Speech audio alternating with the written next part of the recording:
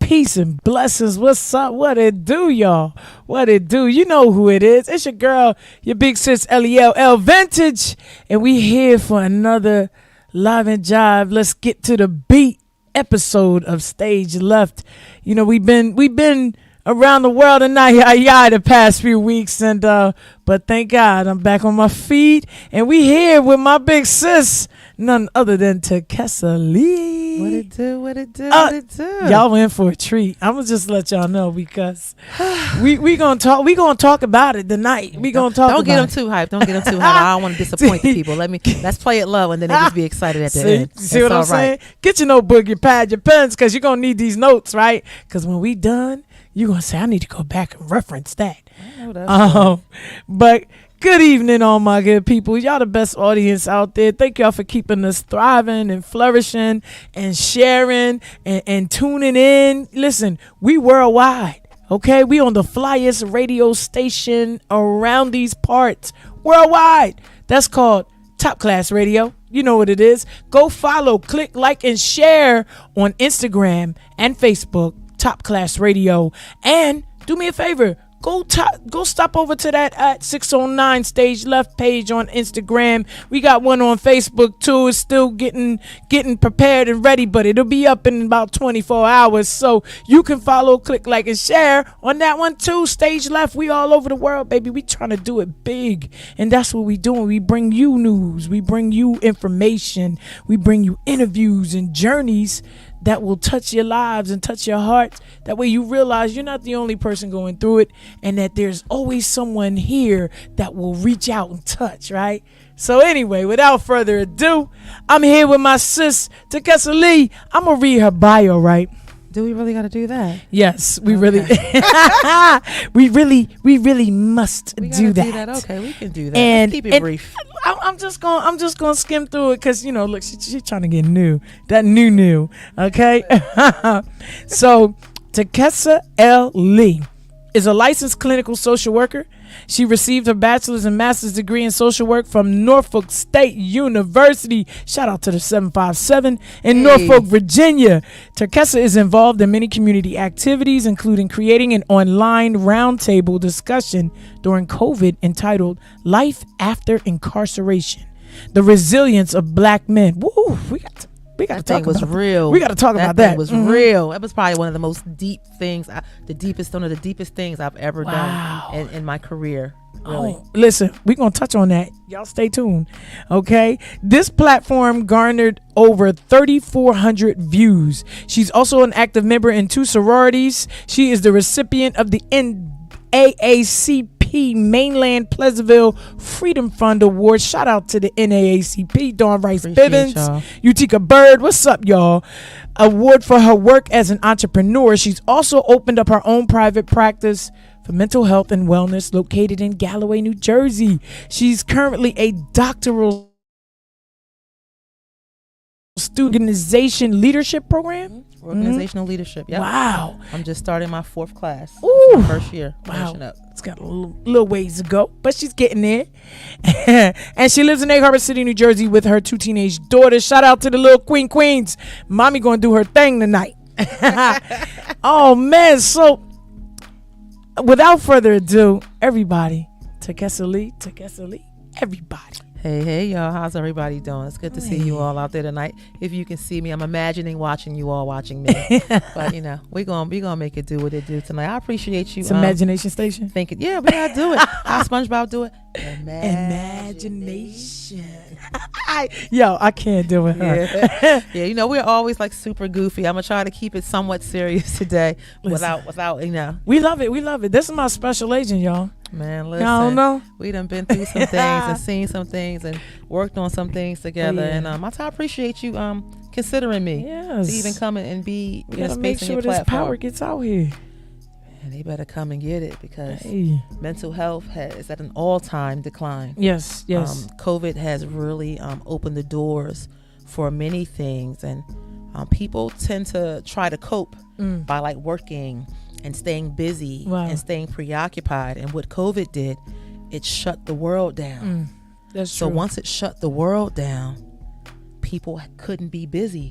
They were forced to be alone with the things that have ailed them. Wow. You know, and without the proper coping strategies, mental illness has skyrocketed. Wow. Not just in Black communities, but all communities. Yeah. You know, but because I am a Black therapist, you know, I have an eye and the more of a pulse, you know, in the Black community. So this has been a long journey for me, but I am so happy now that I'm in a space where I can just be of service to my people. Absolutely. And also, That's dope. you know, have a decent life. So you said something just now, you know, people were forced to actually pay attention to see and pause and deal firsthand with the people that they actually, or the things, whatever it so be, that were ailing them. And that means they were forced to really open their eyes. They were forced to confront the situations, or because we see that a lot. You know, people are always, and I find this interesting that we would rather, instead of bringing it to the table and discussing it, we would rather sweep it up under the rug. That's caught.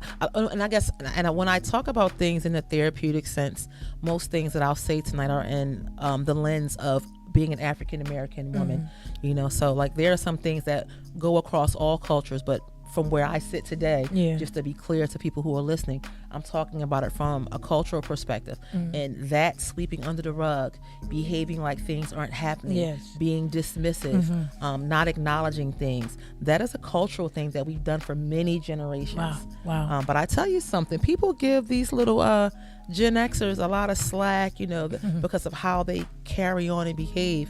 I love them. And you know why I love them? Because they made it okay to talk about trauma. Oh, they made it okay to say that I need help. They made it okay to say that I need therapy. I need to talk to somebody that is professional to help me work through things. They opened a door that has been locked in our culture for eons. Right. You know, so I have a healthy respect for that generation because they made it okay for us to have the uncomfortable and the difficult conversations. Absolutely. And I do also, I appreciate that because, you know, we are, a lot of us that are, especially older generation, you know, that you know, Generation X, not this generation now, but generations prior, 80s, 90s, we're accustomed to hearing that therapy and sitting on someone's couch, they hear all your business. You're crazy. Yeah, we're crazy. You're telling our business. And the thing about it, that was traumatizing for us because I think it gave us more space to run away and to divert everything that was going on. And I find that like the hardest part to break in a lot of us, like how do we break that? A lot of it is just a lot of it is cultural, and a lot of it actually stems from our fear of the government. I know, and that seems like really off base for talking about therapy, but if you think about government and laws and things and how they impact our culture, and they're not fair, and they're not used to really keep order. They have been used to penalize us and to keep us under subjection. So you're dealing with a country of people, brown people, who look at those type of things as threatening. Our mistrust started early. Our mistrust of therapy and other things, really a lot of it stems from our mistrust of the government, our mistrust of the police, you know, and then, you know, fearful that if we tell people the things that are ailing us, that it's going to be used to hurt us, because so many of the other things that are quote unquote put in place to protect society are used to abuse us. That's so true. So there is definitely a connection there, and I get it, you know, and the way that we undo that, I guess it's what I do. And I live and I work with the mantra that I want to change the world in a positive direction, one conversation at a time. Absolutely. So how I don't know that if there's a global answer to stop it all at one time, you know, but as individuals, we can do things to make sure that we are protecting and that we are assisting our fellow man in a healty way. These conversations have to be had. And platforms like this. So like, while I love doing clinical work and doing one-on-one, believe this is more gratifying to my spirit because we're talking about this and we're able to reach so many people worldwide to have this this difficult and uncomfortable conversation. And now it was relevant then, but it's very relevant now. Yeah. Considering all of the traumas that are really so adamant. Right. And in your face right now. Right. And I think that they would just learn behaviors for us. It was learned. It was okay. Of course. It's just how it was. Yeah, you know what I mean? Like, shut up and sit down, and you keep your thoughts to yourself. Like, wait a minute. Yeah. I was just talking about that today. I have a couple of clients who are in the middle of like breakups and things, and they're talking about, feeling like the men don't feel anything. And that's also a cultural thing. Yeah. There's this assumption that when breakups and traumas and things happen, that women are overly emotional and men are not emotional enough. And I just remember this phrase when I was younger, that it said, men cry in the dark. Yeah, wow. I remember that. And I just look back and I would think about it. Yeah, when little boys fall, and this is just, this is not a catch-all, but this is what I saw coming up. If a little boy fell and scraped his knee and he started crying, and his dad saw him, stop that crying. Yeah. Stop that crying. Men don't cry. If a middle schooler, misses a ball, doesn't catch a ball, or doesn't win a race and he's upset, the coach is man up, wow, suck it up. So we culturally teach our men not to feel and not to express emotion. That's amazing. We teach men not to feel and not to express emotion, and then like times like now, when as adults, they carry that into adulthood. Yes. And when men do display some level of emotion, their manhood is often in question. Yeah. So they opt to cry in silence and to cry in the dark. Wow. I think that we diminish the power and emotion of our men by allowing those things to still be spoken. And our boys and my Jay, he's always emotional, every little thing, and I'd be like, it's okay, man. It's not that you don't have to be. Like, I find it empowering for a male to get his emotions out, because if you don't, I have a piece called Little Boys Don't Cry, and it talks about this very thing. You would rather have a monster behind bars than to allow this man to speak. Don't get me in here screaming and making a bunch of noise on this podcast. I mean, don't start it. You would rather allow this to break this man than to allow his emotions to speak while he's trying and he's attempting to cry out for help. And that's not fair. Yeah. And most of the time they tell us, well, you're a woman, you don't understand. Right. But we have an obligation, and it's something I always also talk about a lot. I get excited. More and more Black men are coming to see me. Yes. And when I tell you, I use those opportunities to love on these men, to create a safe space for them, to remind them that whatever they tell me, that their manhood is not on the line. Wow. So like I love, it's wild. One particular company, I won't mention, but I had a guy come from there. And when I say he worked through some things that were so monumental, he told another guy at work. Wow. Then another guy just happened to look me up on Psychology Today, and then they were talking about how they both were in therapy, and then come to find out they were both seeing me. Wow. So get that. So yeah. So it's happening. Your manhood is not on the line, at all. It's okay. Let's normalize therapy. Yeah, we have to normalize that, but also outside of the therapeutic environment, as women who love men, we also have a responsibility to create a safe space. Yes. It's very complex yet very simple. We have to also create a safe space. We have to also give way to allow our men to, pardon my say, fail peacefully in some things. Come on now. As Black women, black women are the most educated creatures in the country. We are the most driven in the country per capita. I think that's with all relationships. Yeah. That's crazy. We've done all. We're the most educated, and I think there is and I'm just generalizing, and I know this isn't a catch-all for everyone. Yeah. But because we are that way culturally, there's often this sense to take over and do everything for our men. Or we don't trust that they'll do it the way we want it, so we have to jump in. Say that again. And it's so damaging to relationships it's damaging to the relationship of them together. Yeah. But it's also crippling for the man. Wow. I had a talk with a girl today who's dating a guy who's in a halfway house. And I had to give her, it's funny because I vacillate in therapy because there are some things you can get Circassa in the clinical voice. And then when they're super young and I can be a mother, I may give them a motherly tone. I've heard it. And then other times I give Circassa. And today I gave her Circassa and I said, listen, and it's funny because I make names up for all of these people. So I call her boyfriend halfway house bae. I'm done. So I'm like, listen, what? And I said, listen, and he treats her good, and she likes him, and he's still trying to get his footing. He's going to be there until the end of the year, and things are progressing, but she's really afraid, of how things are going to pan out. And I had to tell her, I said, listen, people, you want to measure him by what he does, and not by what he says. But what you're not to do is to jump in and do everything for him, because you will give him the fish and he will eat, but he will fold from under your covering because he doesn't know how to fish. Wow. And sometimes failure, peacefully failing, is good. It's good for character. Wow. And I told her, if you try to do everything for him, he will resent you because he will begin to feel like he's back in jail. Wow, you said like a mouthful there. And like you the warden. Yeah. You said a mouthful. Peaceably failing is good for character.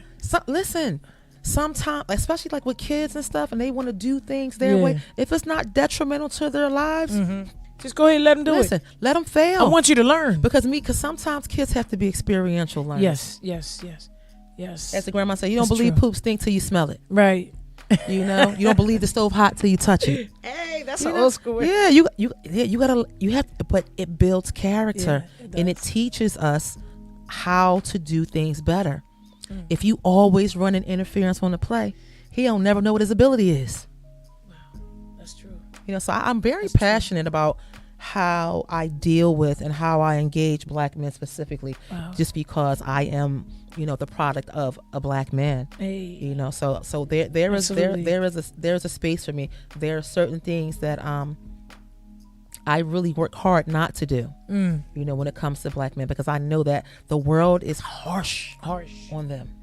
Right.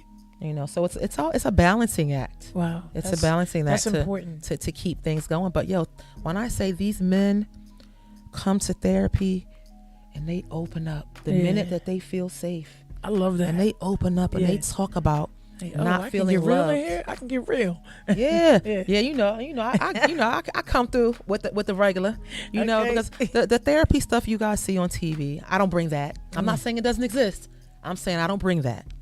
Would that be that sit on the couch and look at the ceiling? Yes. Okay. How do you feel about that? And I may ask that from time to time, but it's funny because there's this image about therapists that we are frumpy and we lack style and we're married to our work and we don't have a life and I don't live like that. I know that's. I don't live like, and we're poor. We don't. I don't live in any of those spaces. But when I tell you, when men of color come into my space, I just make sure I roll out the red carpet for them. And I applaud the brave. How much courage it takes to go online, look for a stranger, to tell your deepest, darkest secrets to, and then walk out the door and trust that they're not going to do anything with it to harm you. Wow, that's true. Man, listen, that's true. Wow, we have a whole party in that joint when they get in there. I know that's right. Let's go. Yeah, we have a whole party in that joint. But these men are talking, and they're talking about their experiences with women and relationships and feeling undervalued and feeling overstimulated and being tired of the honey-do list and being tired of not being able to be in spaces with their spouses without being stimulated. Something I learned a long time ago is that women, we tend to communicate face to face. Men's best communication is shoulder to shoulder, which is why guys have so much fun while they're gaming. Right, that's true. They don't need to gaze into each other's eyes and all that stuff that we do. We all blinking and. I'm a true girl guy, okay? Because that's how I like to. What you say? Shoulder to shoulder, shoulder to shoulder. You know what I mean? I like to kick it, But it's. I think where it comes in at, and this is crazy because, without going into too much of what I'm going through, I think we do. Since that communication is there's a lapse in that communication, but because we communicate so differently, it feels like there's a lapse. Yeah. But we're not listening, and we're not hearing, or we're not really tuning in to say, Absolutely. let me go do something that you really want to do, and let's talk about it. Yeah. You know what I mean? And that's the kind of person that I am. I want to dig in. I want to know. Yeah. You know what I mean? Don't leave me to think about it and leave my thoughts loud, because when my thoughts get loud, it's a wrap. It's a wrap. You don't hear nothing anyway. Yeah. So, but love language is important, and that's something you said it without really like putting a name on it. But love language is important, and I think one of the biggest things in relationships is that people misuse love language. Wow. So let me tell you how. Okay, let's dig. I told y'all we digging in. This is something that I've given much consideration to. So, my love language is physical touch and quality time. And when I'm in a relationship, because I like physical touch and quality time, it is my assumption in my brain that the way that I'm going to show you that I love you is by physical touch and quality time. Wow. But if your love language is acts of service, the whole thing, we're not misreading each other. Yeah. I'm just giving you the love based off of what my desires are. I have to give consideration to what your desire is. So if I want to keep us connected, I'm not doing quality time and physical touch with you primarily. Wow. I am telling myself, even though I am not a big fan of acts of service, L'Oreal likes acts of service, so I'm going to do that because that pleases her. And when you're pleased, you're more apt to give me physical touch and quality time. True. So love language is, we tend to give what we want to receive instead of getting to know our partner and giving them what their desires are. That's true. That's true. So a lot of relationship things are surrounded around that. Not all of them, but a lot of them, because we spend so much time me, I like this, so you gotta like this. Right. No, I don't want to watch Housewives of Atlanta this week. You know, I want to watch the Tulsa King. I like drug cartels. Me too. I like drug cartels and mobsters and killing and shooting. No, I don't want to watch The Notebook. But L'Oreal, guess what? Because I know that you love The Notebook, and I love you know how it makes you soft with me and makes you feel good. I'm gonna stomach Notebook because my desire is to be with you and have you in the happiest space that's available. Said I'm gonna stomach Notebook. Yeah, I don't want to see I don't want to see nobody die together. I know, it's that's right. Beautiful sentiment. Tulsa King. Yeah. Casino. Goodfellas. Yeah. You know that's you want romance with me? Bring me some guns and some good food. I know that's right. Fried chicken. Listen, some chicken. Guns and good food and kilos of cocaine. We can. You want to gangbang and listen. And I kill want to watch. chicken too, I want to watch all of that. You know, that's what gets my romance going. I hear you. Notebook is not Notebook is not it for me. But if Notebook is it for you, and I know that I get the best parts of you when you're happy. Okay. I'm going to sit through Notebook with you. That's what I'm talking about. And I'm going to watch that guy and girl fight through all these things and lay in the hospital bed and die together. And I'm going to be okay.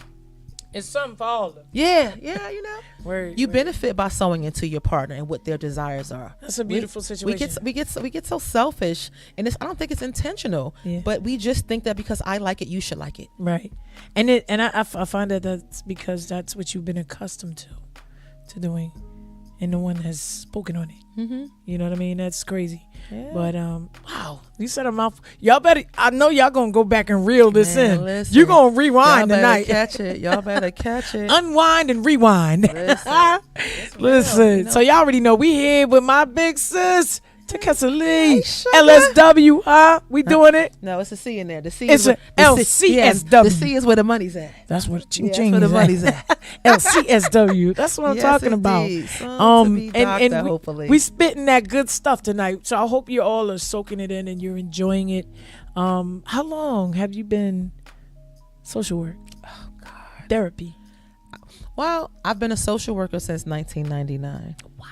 Yeah, so I done seen. Was that like high school? You gonna calm down. You gonna simmer down. That's what you're gonna do. Cause you ain't gonna play me out here on this here podcast. Down. But yeah, I've been a social worker since 99. It's actually funny because when I was in college, and they had 2 tracks. One was community development and one was clinical. Clinical is what I'm doing now. Wow. I did not do clinical. Really? My master's in social work is in community development. So after many years of, that was my passion, but I think at the time I just wasn't prepared to take the leap to immerse myself in that and try to make a living out of it. So I ended up just kind of getting a job where I could get a job, and and then being told that you're going to do social work, but you're never really going to make any money. You're going to do it because you just love people. Wow. I believe that. Wow. And I just worked that for many years until I met someone who told me that I could do social work and live better. And he just told me, like, yo, give me 3 years of your life. Wow. He asked me for 3 years. Wow. And I gave him 3 years, and I went ahead and got all my clinical hours and passed my state boards, and I'm doing clinical social work now. But can I tell you what's funny? What? I'm looking to phase out the clinical piece of my work and to do more of this. Wow. More macro. Right. Because what I bring and what I teach is good one-on-one. So but imagine the benefits of being able to share it with hundreds of people, thousands of people at a time. So I am going to make my way back to doing more, implementing more macro things into my career. So what you're doing now is considered micro? Yes. Okay. Right. Yeah, clinical is micro 101. Okay. 101. But I want to do macro. Okay. Absolutely. There are things that I will do, like professional development and trainings for corporations about self-care and therapy 101, which is going to be my new. I feel like I'm about to go on tour like Janet Jackson, because I'm about to create a whole just tour to go to companies and have them pay me to tell their employees about therapy, why it's important, why it's important, self-care, why it's important, and the benefit for the employers is that, people that are in therapy and are working on their mental health and that take care of themselves, they're more productive at work. Yes. They call out less. Yes. The turnover is less. Okay. And the morale is increased. Look at them statistics, them stats. All those things. Wow. So I'm about to go on tour like Michael Jackson. Hey, let's go. Don't forget me. Put me in the trunk. I got you. Put me in the trunk. I love my work. I've been a one-on-one therapist licensed for almost 3 years now. So I've been in private practice for 3 years. I did it part-time working under somebody else's company for 1 year. Right. Then I did it part-time working for myself for 1 year. And then after I built my clientele and my confidence, I'm doing it now full-time for myself. Bada bing, bada boom. Listen here, it's all the process. If you don't have goals, you better go get some. Listen here, I write everything down. Don't stay stuck. Don't think it, ink it. Write that thing down. Yes, don't think it, ink it. Ink it. Yeah. Okay? I write everything down. Quote. I write that thing. I write everything that's right. down. It has to be. Yeah. I think it's the best formation of what your vision is when you put it on paper and you see that thing. I've been working off, and it's crazy. I have my vision board, right? I did that vision board, the vision board that I'm still being blessed off of and working off. I've done. I love that you said that. Hold on, pause. How about I love that you said that you made this vision board, and that you're talking about it, and that you're being blessed off of the vision. Yes. That you're still being blessed. I love that you said that. Yes. I love that you said that.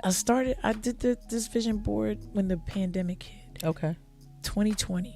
I'm still working off of the same vision board. Nice. And everything that I put on there has come to fruition. Man, listen. And I refuse to throw it in. Everybody like, oh, just throw it in the trash. Negative. Yeah, we're okay. Negative, because the next phase of this thing is coming out, and it's okay, because I do still add some things to it, whether I write it down or put it on there. But it's just, for me, it's just really show how God just worked through everything that I've put my hands to, and that He's blessed me with in the atmosphere. So I'm telling you, don't think it, ink it. Yeah, don't think it, ink it. Write that thing down. I'm finishing up now. I do 5-year plans. Okay. I'm on the last 2 things of my 5-year plan, and when I tell you, I'm grateful, but I'm just astonished. Like they'll be complete like in the next 4 months before the year's end. And when I made the 5-year plan, I was at ground zero at everything. The things that I put in that 5-year plan, I didn't qualify for, have enough money for, put the time in for. Let's talk about They were just things that I desired for myself, and to be down to the last 2 things. And it's funny because, we are evolving creatures. So one of the things on my 5-year plan now that I'm almost 5 years out, is really insignificant to me because it was like, I really wanted a 750 credit score. Yeah. And at the time, that was a big deal for me because I've been in spaces where my credit has been as low as 440. Yeah, I've been there. So working and chasing this imaginary number to be able to build capital with money that I saw a thing on Facebook, and then I'll come back to that. But yeah, just the number 750 was so significant to me. So when I looked like a month ago, I'm at like a 717, so like I'm almost there, and I'm working on it, and I'm doing it, and I'm paying my bills, but that number was significant 5 years ago because I had a slump years prior where I did not take my finances seriously, and I wasn't fiscally responsible. And now that I've mastered some things, the 750 isn't significant. I'm going to still do it because it's what I said I'm going to do, but it's not significant. I saw a reel on Facebook, and it said, poor people work to pay bills. Middle class people work for a credit score to buy things they can't afford. Rich people work to invest money so that their money can make money for them while they're sleeping. Precisely. And as I'm moving into this third category in my mind, the number is insignificant. Wow. The number has become insignificant. I feel that. I felt that. But to be that close to getting it and just say, I don't like the idea of that either. Yeah. I want to check it off. Wow. I want to check it out, and I will, but I won't do anything with it like I thought I would do with it 5 years ago. Yeah. I feel you on that. Yeah. And I think that was the most empowering part for myself as well, especially financially. Like, I don't have to live like this. You know what I mean? I didn't come into this world living like this. I'm not going to end this world or leave this world living like this. But that's every day I wake up and I speak that. Oh, finances are going to be making finances. And while I'm sleeping and my money will make money for me while I sleep. This money's going to pop off. And it's crazy because I watch myself do it. I'm doing it. I'm watching my little guy do it, Jay. Yeah. I love Jay. Investing. Jay just be about his business and getting this money. How about I'm laughing? I bought some bracelets from him many years ago, and I wore them a couple of days ago. They are durable. He has a solid product. Fly guy. I still wear the bracelets that he handmade for me. Wow. Him and I sat down together with his whole collection of 100,000 beads, and he brought me his whole collection and said, "You pick which ones you want, and I'll make it for you." He was just on the show. I have featured him on the show. I love him. He's got some crazy All three business. of your boys are just magnificent creatures. They're Mr. Greyhound is tonight, so they're on the stage. I saw. So when I'm done here, I'm beating it over there. High school, I'm coming. I know. I love it. But yeah, what's crazy is that I think that's an important step, an important role in everybody's life, is to know how to be financially sustainable. Be financially set. Don't abuse the finances because it will put you to sleep. But that's some stuff that'll send you to therapy though. And believe it or not, I have several people that come to me because of the burden of spending more than they make or not making enough to cover what their finances are. And a lot of it comes from anxiety and depression, believe it or not. Yeah. You depressed. I believe that. What you want to do? Go get something to eat. You don't want to sit down and make it from scratch. You want to go and buy it. You depressed, you want to go order some stuff off of Amazon, because depression makes us impulsive. We're looking for something to mask those feelings in that moment. Yeah. And that's if true. you're not careful, and if you already have poor fiscal accountability, it only escalates when you're having extreme feelings of anxiety and depression. Anxiety, I have you buying stuff you don't need for problems that you don't have. Exactly. Because you're so far ahead of things that are not actually happening. So yeah. That's funny. Wow. So this question right here, is we're talking therapy and why is it necessary?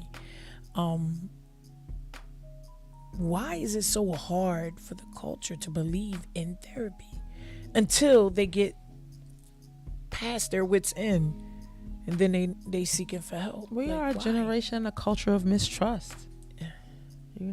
I believe that. We have and you can have a baby for somebody and they can just leave you like you were nothing. Wow. And it seems so like not relevant, but it creates a level of, it's a breach of security. Right. It's a breach of trust. Mm-hmm. You can be with somebody for umpteen years and they'll go out and sleep with somebody around the corner. Mm-hmm. You know, it's so, we you know, families don't stay together. You know, we don't stay at jobs like we used to. Right. Everything is disposable. Right. You know, so like with therapy, it's just scary. There's a level of vulnerability that we're afraid to exude because we've experienced so much hurt and disappointment in our lives. Wow. And I'm a whole therapist and I still struggle with that sometimes. Wow. You know, I have a level of self-awareness now where I am able to peel back the layers and call it what it is. You know, but we have so much mistrust and distrust. You know, we don't even trust ourselves. Right. We pick someone who beats us or cheats on us or treats us poorly. We don't even trust our own selves with decisions. You think I'm going to go and just freely go and seek some stranger to help me sort things out?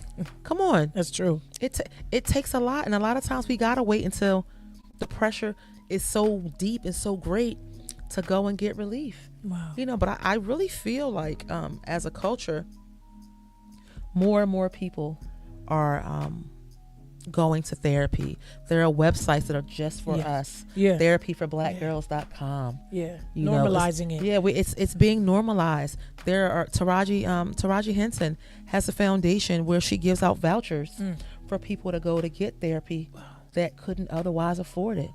So people are talking about it. I just did a assembly at Galloway Township Middle School a couple of months ago to their 7th grade class on anxiety. Really? And one of the things I try to do, because I want to make it relatable. Wow. Like, yes, did you know that like Dwayne The Rock Johnson has anxiety? Meg the Stallion has anxiety. Yeah. Wow. So many I think it was Selena Gomez or Ariana Grande. They all are documented of having high anxiety. Yeah. Got more money than God. Come on now. And still suffer from the same disorders that regular people like you and me are susceptible to. So, you know, it doesn't know a culture. Depression doesn't pick you because you're black, right, straight, gay, short, tall, skinny, fat. Anybody can get it. I know that's right. Yo, anybody can get it. I said to one of the staff at one of my schools, I said, you know, I think we were talking about some of the things that the kids are going through. And I said, I think parents get to the point where they don't feel their children need therapy. And then I repeated it to a parent. And I said, you gotta stop shysting your children because you feel like they don't have emotion or feeling. Because when you leave the door and they go into class, guess where it's coming out? And you're not here to see it, but you're in denial. Well, they're usually in denial about their own brokenness. Man. It is something to be said when we have all of these parents with these troubled kids, and the parents are broken. Yeah. You know, and it's funny. My oldest daughter just turned 18. So the night before she Happy birthday, girl. Yes, my sugar just turned 18. You done reached the clouds now. Come on. My sugar done turned 18. But the night before she turned 18, I took her out to Doc's Oyster House. I wanted to treat her to a gourmet meal. That's one of my favorite places. And I wanted to talk to her and really pretty much just kind of settle up our bill of adolescence with her. Wow. You know, and the conversation with her was me apologizing to her. Wow. For anything that I have done that may have made her feel less than. Any time that I may have punished her too harshly. Yeah. Any time that I may have said something that made her feel less than, you know, beautiful, smart, and important. It was just a time for her and I to talk. But it was also a time for me to explain to her how difficult it was to be her mom while still trying to fix the broken pieces of me. Oh, come on. Listen. Wow. It is very difficult to do that. And I know that because of my brokenness and the things that I had to endure, and you know, getting divorced and domestic violence and poverty, and just other, you know, unresolved childhood traumas. Yeah. You know, I can't imagine what these parents. I say that to say I can't imagine what these parents of these children who you encounter the children, but they are just the residuals of the trauma from their parents. Wow. You know, That's so true. That's I don't true. think that any parent wakes up day to day and thinks that, oh, let me just destroy my kid today because I'm so messed up. I don't think so. No, it's not intentional. But it is an astronomical job to try to work through your own individual brokenness while running a household, going to work, making sure that your kids get to school, dealing with another personality if the parent is outside of the home, and dealing with your own shit. Yeah. True. It's a lot. That's And I am a trained, licensed clinical therapist. And I can tell you that it is not easy to raise good human beings when you're trying to navigate your own brokenness. And for me, while also trying to help other people navigate their brokenness while running a house, while working a job, while in school. You know, so I really took the last night of my daughter being 17 to apologize to her, to reaffirm to her that I love her, that I am proud of the human that she is, and to also let her know that she is eons better than I ever could have been. Eons better. I mean, I turned out okay, but my daughter doesn't have any real tragic stories to have to overcome. Wow. Because I gave to her what my mother was not capable of giving to me. You know, so understandable. I have a soft spot for parents. You know, I have a soft spot for parents, and I try to talk the way I'm talking to you now, how I just lowered my voice and made it sultry and palatable. You know, Sultry, that's a skill. That's palatable. a skill. That's a skill. That's a real skill. It is a skill. It is a skill because it is this voice. Yeah. This is the voice that penetrates the heart for them to really look inwardly. That's true. I ain't never seen one person flourish by telling them that they are a bad mother. I ain't never seen one kid do better in school by saying, oh, you're a failure. You're a loser. You're not nothing. You're never going to be. Who rises to the occasion of that? To tell somebody that. But me telling you, hey, L'Oreal, I know you're doing your best. I know this is not easy for you. It's the eyes for me, I can't imagine. I can't stand you. I can't imagine what you're trying to overcome while trying to raise your boys. Yeah. I feel you on that. You know, you are not alone.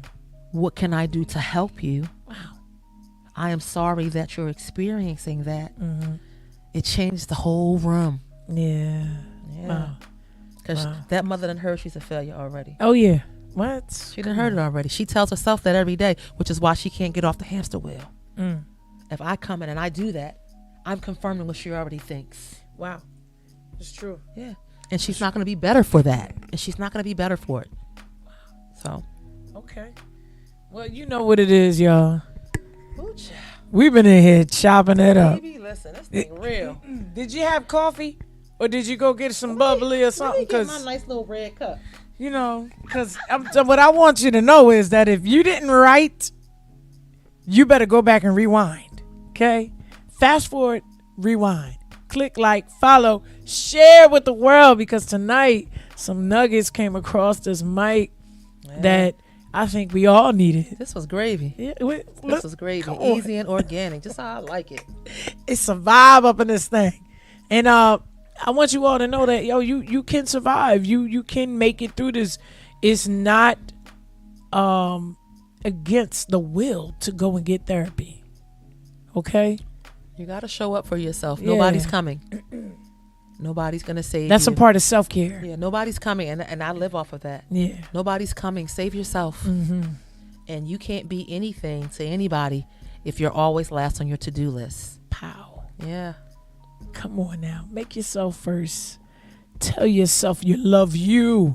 I love me some me. Listen here. Love me some me. I'm big and fun, and I'll be okay with it. I get on with my business. So I'll be okay with it. So y'all heard it here with my sister Kessa Lee. It was a pleasure. And LCSW. Yes, the C is for cash. It's all right. Cha-ching. Roll them dollar signs, baby. It was a pleasure. This was very organic and easy. I'm grateful for you, okay?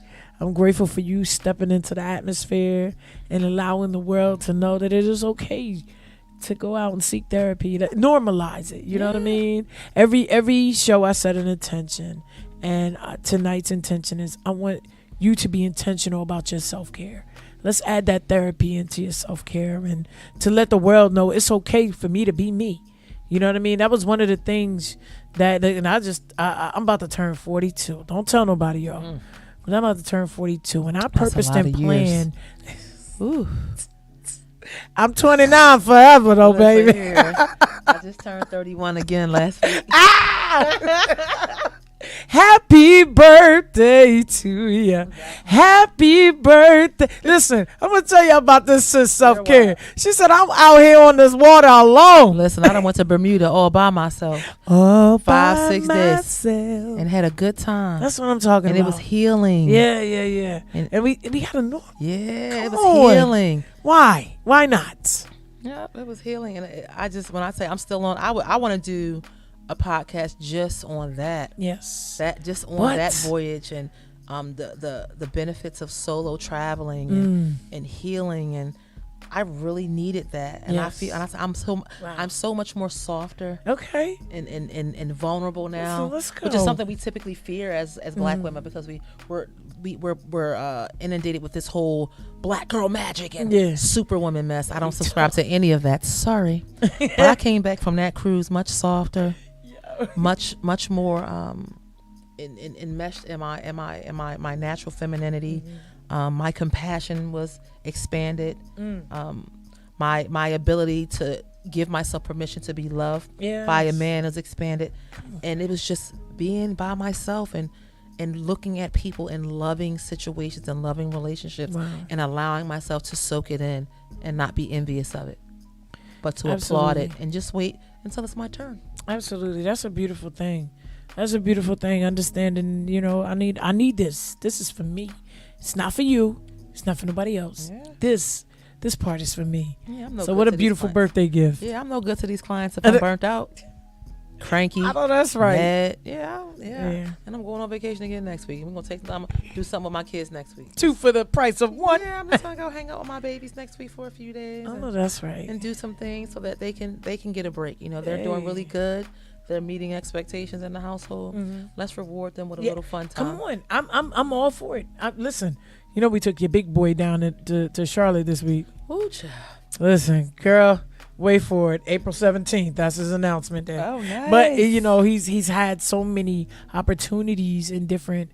He's gotten a lot of acceptances. So April 17th, he's making his big announcement. I can't wait. Listen, I'm proud of this guy. When I tell you I'm proud of my boys, I'm proud of them. Listen, them babies, and I tell you, you ladies have just done a phenomenal job with them. From the advocating, to the showing up, to the get right, to the restrictions, all of it, because it's all a part of parenting. Yeah. And they are fortunate. I love you guys. Shout out to the Queen. What's up, girl? Because I know you out here peeking somewhere. All right now. Hey, sugar. Mr. Greyhound on him. Hey, sugar. Yes. I love y'all. And I'm excited. Thank you for showing up and accepting the invitation. Thank you. Please have me back again. I definitely will come back and see you. No doubt. Listen, there will be a part 2. I love it. We're going to really dig in on it. I got some things. I got a whole list of things I want to talk about. I got some questions. And we love it. We offering the inside view to the world so that they can feel like, okay, this is for me. Maybe I can do this as well. Maybe I can. Listen, we want everybody to feel that. Next time I come back, I want to talk about how do I find a therapist. Let's make part 2 about that. Let's narrow it down. Yeah. So there's not wondering. I can just give them the cliff notes on how to find a therapist. Yeah. How do you know if you need therapy? No doubt. How do you do it if you have insurance? How do you do it if you don't have insurance? Let's go. Let's just get the people rocking and rolling and signing up for that thing. So y'all better stay tuned because it's coming right at you. Y'all already know what we came to do.